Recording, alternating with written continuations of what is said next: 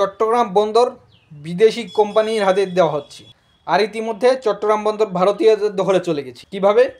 চট্টগ্রাম বন্দরের new boarding terminal কী অবস্থায় আছে সর্বশেষ অবস্থা জানার জন্য ডিপি ওয়ার্ল্ড একটা প্রতিনিধি দল পাঠিয়েছে।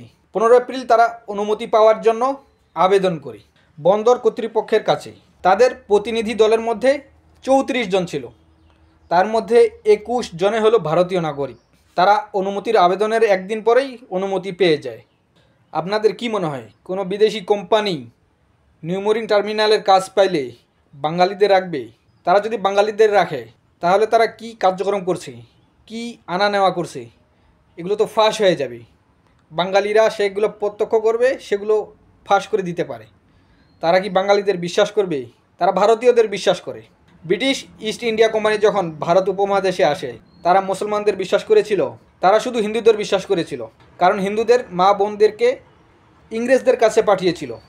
কিন্তু মুসলমানরা তাদের মা বোনদেরকে কখনো পাঠায়নি, পাঠাবে না। সেজন্য তাদের পছন্দের ছিল হিন্দুরা। ঠিক তেমনি তারা বাংলাদেশিদের কখনো বিশ্বাস করবে না। তারা ভারতীয়দের, তারা হিন্দুদেরই বিশ্বাস করবে। সেটার বাস্তবতা আমরা দেখলাম।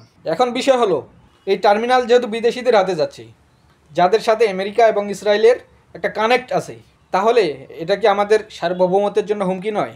আর এখানে যেহেতু ইন্ডিয়ানরা কাজ করছে, তাহলে কি ভারত এবং পশ্চিমারা, ভারত এবং আমেরিকা মিলে বাংলাদেশে কোনো ষড়যন্ত্রের বীজ বপন করছে না? এটা কি আমাদের চিন্তার বিষয় না? আমাদের জনগণ কি এটা নিয়ে ভাববে না? ডক্টর ইউনূসের সরকার বাংলাদেশকে পশ্চিমাপন্থী করার জন্য যা যা প্রয়োজন সব কিছু করছে, পশ্চিমা এজেন্ডা বাস্তবায়নের জন্য। আপনারা হয়তো মনে করছেন শুধু বন্দর নিয়ে কোনো বিতর্ক হচ্ছে, একটা বিদেশি কোম্পানির কাছে দিলে বন্দর ভালোভাবে চলবে। আচ্ছা ঠিক আছে, উনি দেশের জন্য কাজ করছে, তাহলে সমকামিতা, ট্রান্সজেন্ডার, ধর্মীয় নানান বিষয় হস্তক্ষেপ, এগুলোকে কি আপনি মনে করছেন ডক্টর ইউনূস খুব সুন্দর কাজ করছে? ঠিক আছে, যদি আপনি সাপোর্ট দেন তাহলে আপনাদের ইমান আছে কি না সে বিষয়ে প্রশ্ন থেকে যায়।